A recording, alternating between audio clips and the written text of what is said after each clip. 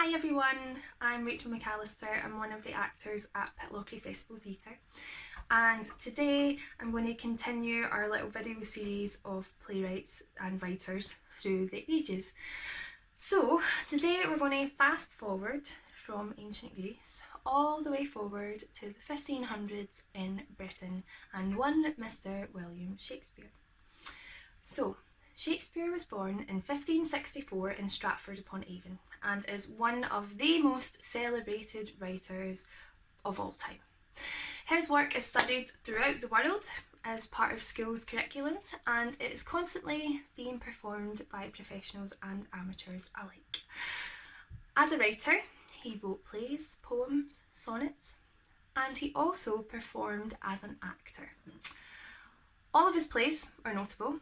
It's really hard to choose which ones are the best, but you might have heard of ones such as Romeo and Juliet, The Merchant of Venice, As You Like It, Midsummer Night's Dream, Othello, Hamlet.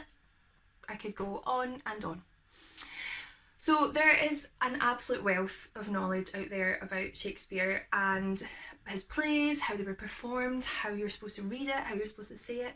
So instead of going through all that, what I'm going to talk to you about is just a tiny snapshot about the history of the globe and how Shakespeare has influenced our language today.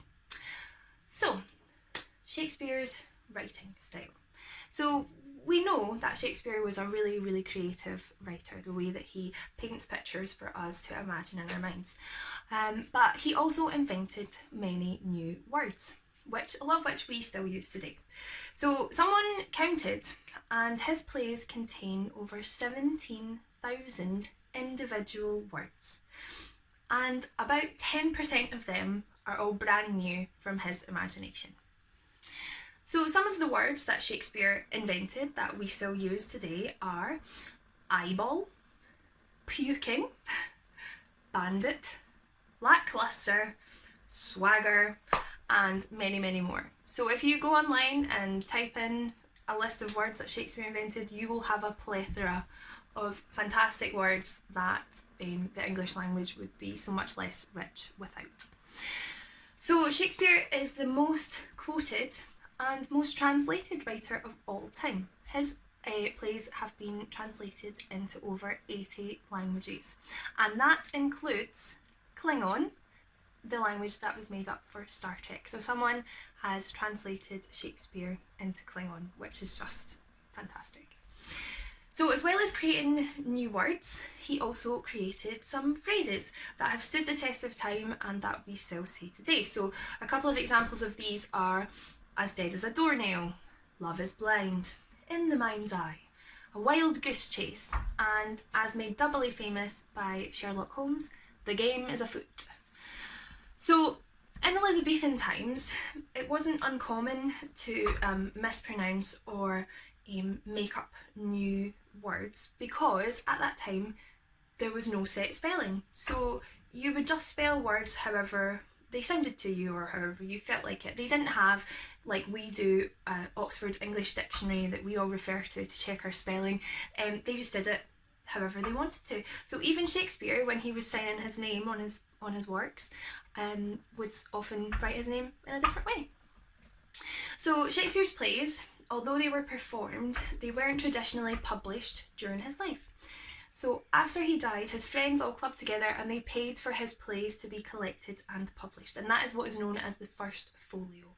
And the First Folio is one of the reasons that his plays have survived so well intact and have came all the way down through the ages to us.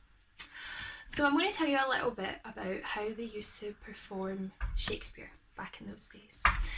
So Elizabethan theatre was initially based around troops of performers who would travel around with a big cart with all their costumes and stuff in it, and they would go to different towns or villages, and they would either turn their cart into a stage and perform on that, or they would take over a local inn and perform in there and people would come in and see them. So actors at that time would actually have to invest in that company, so they would pay for the cart, they would pay for the costumes, they would pay to go to the places, and then they would take a split of the profits if they made any.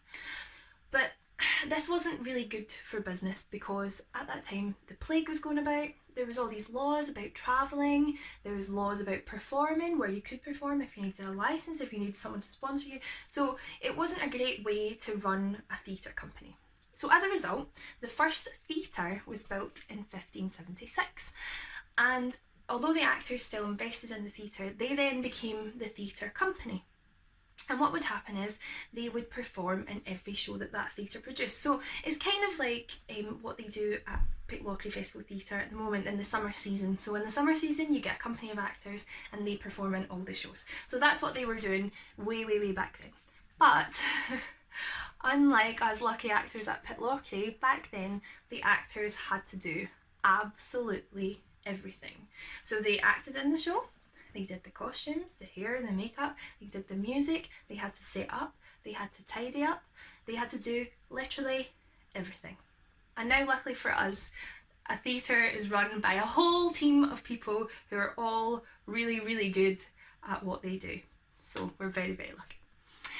So because at that time the actors would own the company from their investments, whenever plays were written, they would have to incorporate a part for each actor, and that part would have to show that actor's strength off. So that's why even in the kind of deepest and darkest of Shakespeare's tragedy, there's always a funny part for someone. And why during the comedies there's always a serious part for someone, because that would show off either the comic or the really serious actor or someone who was good at the sad bits. It would always be to play to the strengths of the players that you had. So, Shakespeare's company built the Globe in 1599 in Southwark on the south bank of the Thames.